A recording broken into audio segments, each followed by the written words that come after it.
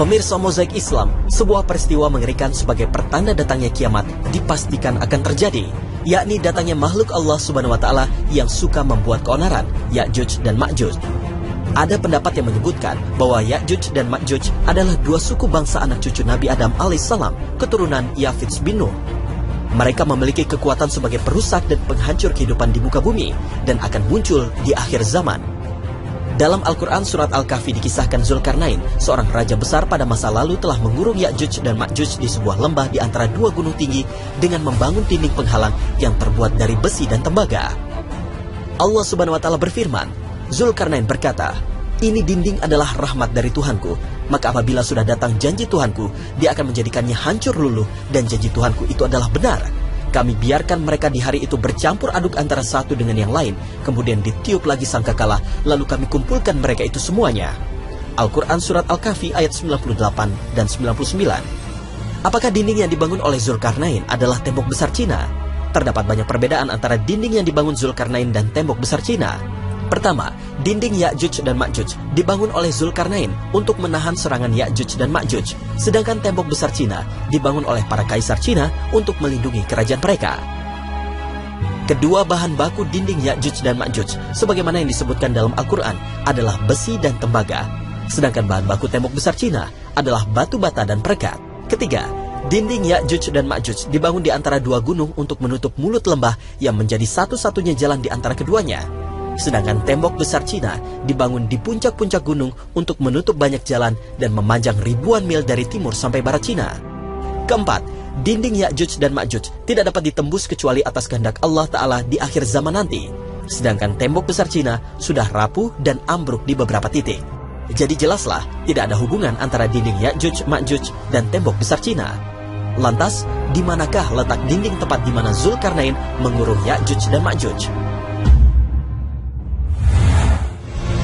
Sebagian ahli tafsir berpendapat, dinding Ya'juj dan Ma'juj dibangun di antara daerah Kaukasus antara Laut Hitam dan Laut Kaspia.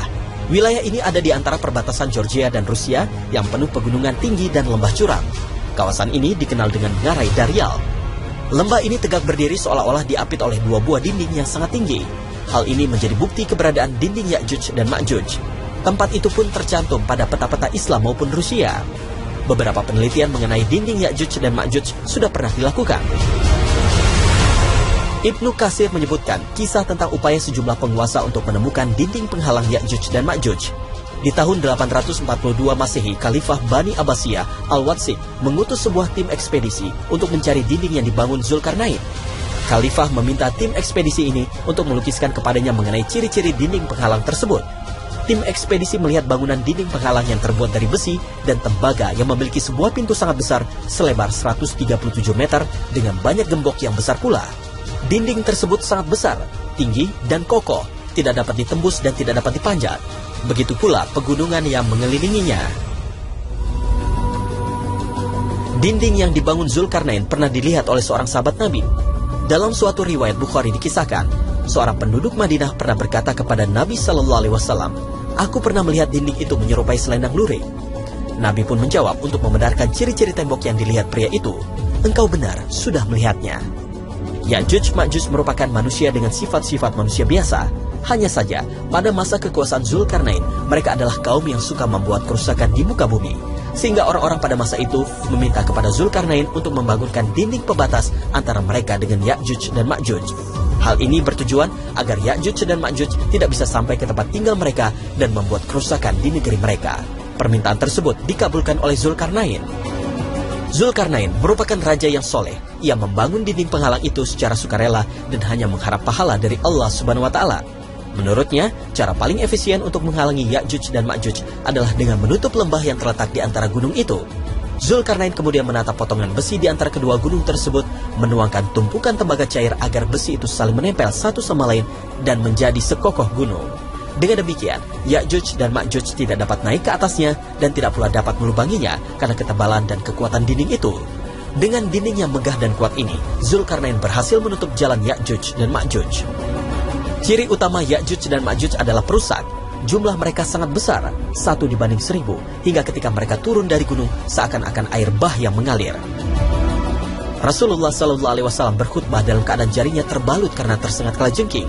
Beliau bersabda, "Kalian mengatakan tidak ada musuh, padahal sesungguhnya kalian akan terus memerangi musuh sampai datangnya Ya'juj dan Ma'juj. Lebar mukanya, kecil sipit matanya, dan ada warna putih di rambut atas. Mereka mengalir dari tempat-tempat yang tinggi, seakan-akan wajah-wajah mereka seperti perisai." Hadis riwayat Ahmad. Ya'juj Ma'juj adalah sekelompok manusia yang akan melakukan kerusakan di muka bumi. Isyarat ini sudah dituturkan oleh Rasulullah Sallallahu Alaihi Wasallam. Seperti dikisahkan Zainab binti Jahsyin bahwa Nabi bangun dari tidurnya seraya berkata, "La ilaha illallah, celakalah orang-orang Arab karena keburukan yang telah dekat. Telah terbuka pada hari ini dari dinding Ya'juj dan Ma'juj seperti ini." Dan Sufyan seorang perawi melingkarkan tangannya dalam bentuk angka 10. Kemudian saya Zainab berkata, "Ya Rasulullah, apakah kita akan binasa meskipun bersama kita ada orang-orang soleh?" Beliau menjawab, "Ya, ketika al-khabath, kemaksiatan semakin banyak jumlahnya." Hadis riwayat Ahmad, Bukhari, dan Muslim. Rasulullah Shallallahu Alaihi Wasallam sudah mengabarkan bahwa pada akhir zaman setelah turunnya Isa bin Maryam, Ya'juj dan Ma'juj akan keluar dan menyebar ke seantero dunia. Lantas Ya'juj dan Ma'juj akan mengepung Nabi Isa beserta kaum mukminin di Gunung Tursina. Pengepungan ini membuat kaum mukminin menjadi sangat tertekan dan ketakutan. Setelah Nabi Isa alaihissalam dan kaum muslimin berdoa, Allah Subhanahu wa Ta'ala kemudian mengirimkan kepada Ya'juj dan Ma'juj sejenis ulat yang akan menembus leher mereka dan membinasakan mereka semua. Akhirnya, mereka seluruhnya mati sekaligus dengan kondisi yang sama. Dan sesungguhnya, setiap hari dari dulu hingga kini, Ya'juj dan Ma'juj selalu berusaha melubangi dinding yang mengurung mereka. Rasulullah Shallallahu Alaihi Wasallam bersabda, tapi mereka terus melubanginya dan akhirnya berhasil keluar menyerbu manusia. Mereka mengeringkan air dan orang-orang berlindung di benteng-benteng. Mereka melepaskan anak panahnya ke langit, lalu anak-anak panah itu kembali dengan berlumuran darah. Mereka berkata dengan sombong, "Kita telah mengalahkan penduduk bumi dan langit." Kemudian Allah mengirimkan sejenis ulat pada tengkuk mereka hingga mereka mati. Hadis riwayat Tirmizi, Ibnu Majah, dan Ahmad. Keberadaan tentang di mana lokasi tepatnya dinding Ya'juj dan Ma'juj memang masih terus diteliti dan diperdebatkan. Kebenaran memang mutlak dari dan hanya milik Allah Ta'ala. Semoga saja gambaran tentang keberadaan dinding penghalang Ya'juj dan Ma'juj ini dapat menjadi peringatan bagi kaum mukminin.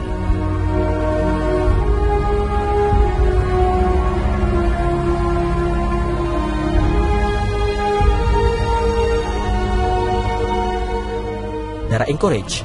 Wanita yang akhirnya dideportasi ke Taiwan tanpa bayinya ini sengaja menyembunyikan fakta bahwa ia sudah memasuki 36 minggu masa kehamilan.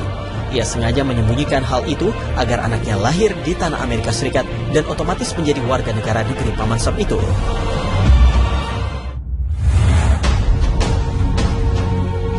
Kisah ibu melahirkan di dalam pesawat lainnya terjadi di penerbangan Air Canada dari Calgary menuju Tokyo pada Mei 2015. Sang ibu, Ada Guan, sama sekali tidak tahu jika dirinya sedang hamil. Awalnya ia merasakan sakit pada perutnya. Kemudian ia dipindahkan ke bagian kelas 1. Dokter yang memeriksanya kemudian menyatakan ia hamil dan segera akan melahirkan. Dengan bantuan dokter dan para pramugari, Guan melahirkan seorang bayi perempuan di ketinggian 35.000 kaki wilayah Rusia. Sang ayah Wesley Branch, warga negara Kanada, terlihat kaget namun bahagia sambil menggendong putrinya Chloe. Ibu Wesley, Sandra Branch, yang dikabari soal ini juga turut terkejut ketika tiba-tiba Wesley mengabari bahwa ia menjadi seorang nenek. Selain di pesawat, kisah ibu melahirkan dapat terjadi di bus. Seperti yang terjadi di Provinsi Sichuan, Tiongkok pada Desember 2012. Wang Liang, seorang ibu berusia 39 tahun kala itu, melahirkan di dalam bus. Kamera CCTV merekam detik-detik di mana sang ibu berjuang melahirkan sang bayi.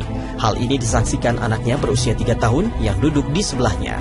Penumpang lainnya pun akhirnya turut membantu, sementara sang sopir bus melaju dengan kecepatan tinggi menuju rumah sakit di Chengdu, Provinsi Sichuan, Tiongkok. Sang bayi laki-laki berbobot kurang lebih 4 kg, dan sang ibu dilaporkan dalam kondisi sehat, walau proses melahirkannya menimbulkan drama di bus. Lagi-lagi di Tiongkok terjadi proses kelahiran di bus yang cukup mendebarkan. Kali ini terjadi di Haining City, Provinsi Zhejiang pada September 2015. Kamera CCTV menunjukkan perjuangan sopir bus beserta penumpangnya untuk membantu proses persalinan sang ibu. Awalnya sang ibu merintih kesakitan di tepi jalan, sembari sang suami mencoba menelepon ambulans karena tak berhasil sampai di rumah sakit dengan sepeda motor mereka. Sopir bus pun menepi dan sang ibu dimasukkan ke dalam bus. Sopir pun melaju dengan kecepatan tinggi menuju rumah sakit terdekat. Namun bayi berhasil lahir dengan selamat di dalam bus sebelum sampai rumah sakit.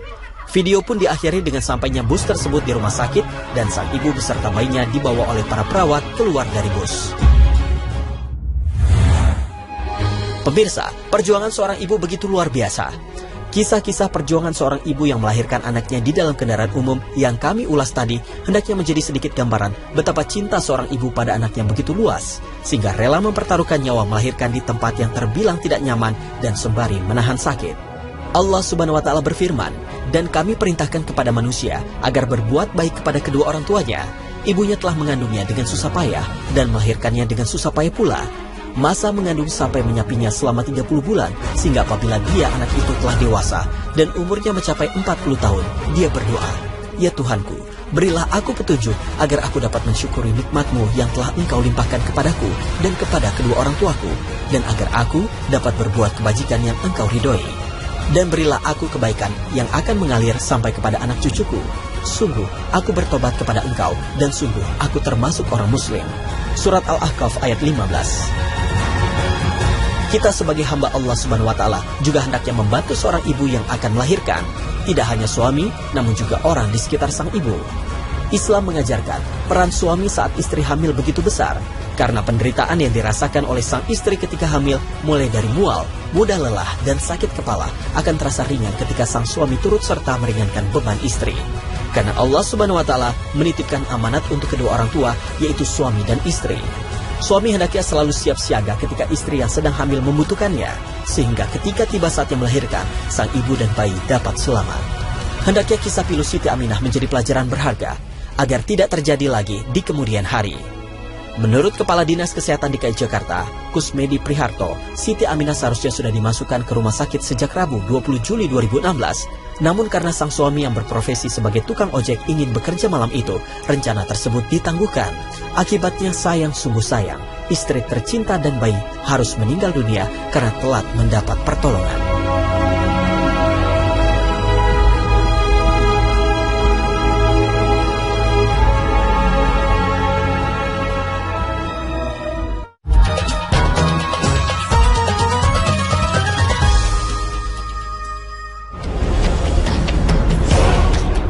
Pemirsa Mozaik Islam, siapa sangka sejumlah aksi kejahatan berhasil digagalkan oleh keberanian seorang wanita.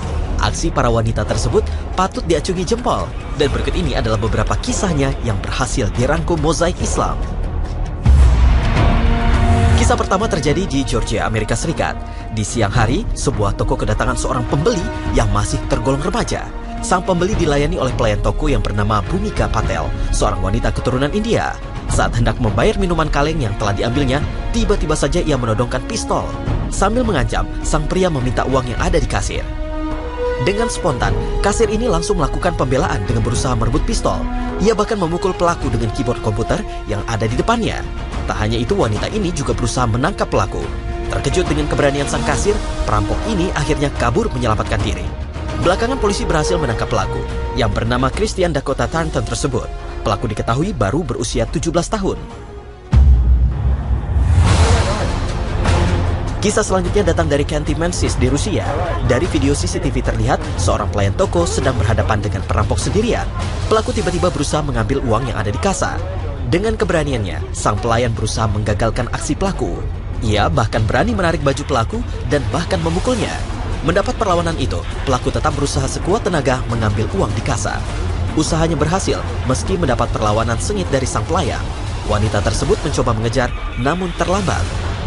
Meski berhasil melarikan diri, pelaku akhirnya berhasil ditangkap polisi beberapa jam kemudian.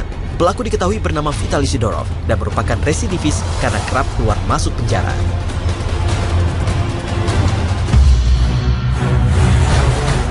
Lain lagi dengan aksi wanita yang satu ini. Dalam rekaman CCTV, ia menunjukkan kemampuan bela diri hingga berhasil melumpuhkan perampok. Peristiwa ini terjadi pada tanggal 5 Juli 2013 lalu di sebuah lorong stasiun bawah tanah. Saat memainkan perampok itu tak berdaya dan jatuh mengerang kesakitan. Gadis yang tidak diketahui namanya itu lalu segera mengambil handphone dan tasnya dan berlalu meninggalkan perampok. Kali ini keberanian ditunjukkan seorang gadis kecil yang baru berusia 7 tahun. Saat itu bocah bernama Brittany Baxter berteriak dan melarikan diri dari percobaan penculikan di sebuah supermarket. Saat kejadian, Brittany sendirian di bagian mainan anak-anak, sedangkan ibunya tengah berbelanja di bagian lain. Saat sedang sendirian, tiba-tiba saja seorang pria memegangnya dan berusaha membawanya keluar toko. Bocah yang masih duduk di kelas 2 sekolah dasar itu rupanya sangat berani. Ia langsung berteriak dan menendang si penculik. Perlawanan yang diberikan Britney rupanya efektif dan membuat pelaku ketakutan. Ia pun melepaskan Britney dan langsung melarikan diri. Polisi berhasil membekuk si penculik kurang dari 1 jam setelah kejadian. Pelaku berusia 25 tahun itu bernama Thomas Woods dan belum lama keluar dari penjara akibat kasus penganiayaan yang menyebabkan korbannya meninggal dunia. Kalau tadi anak-anak, sekarang justru seorang nenek berusia 75 tahun yang berhasil menggagalkan aksi perampokan. Peristiwa ini terjadi di sebuah toko di Malden, Amerika Serikat. Peristiwa bermula saat seorang pria merampok kasir. Karena sang penjaga toko tidak bisa berbuat banyak, sang nenek langsung melawan perampok dengan seluruh kemampuannya. Ia berusaha memukul perampok dengan scanner. Mendapat perlawanan itu, perampok buru-buru kabur. Namun pelaku berhasil mengambil uang milik toko. Meski begitu, keberanian sang nenek mendapat pujian masyarakat Amerika dan diberitakan banyak media saat itu. Sementara pelaku berhasil ditangkap polisi 3 hari kemudian.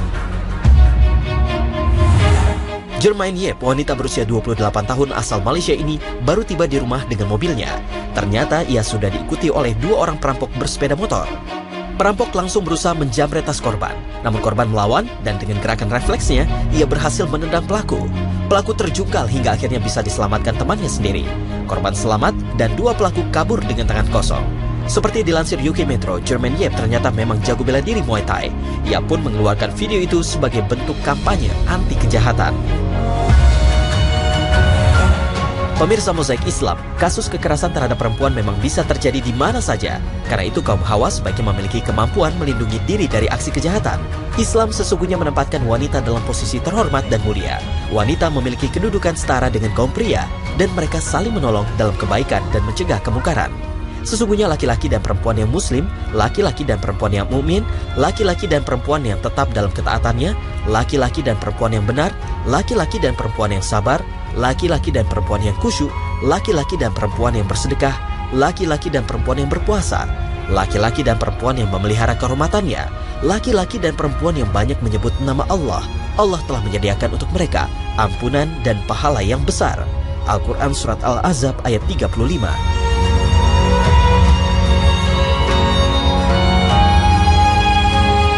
Selain kemampuan untuk menjaga dan membela diri, kaum wanita sebaiknya juga mampu menempatkan diri dengan sewajarnya. Jika tidak ada keperluan yang mendesak, wanita sebaiknya berada di rumah. Seorang wanita yang keluar rumah sebaiknya juga berpakaian secara syar'i agar aman dari fitnah dan aksi kejahatan. Dan bagi wanita yang dalam perjalanan, sebaiknya didampingi oleh mahramnya. Seorang wanita tidak boleh melakukan safar kecuali bersama mahramnya. Hadis riwayat Bukhari.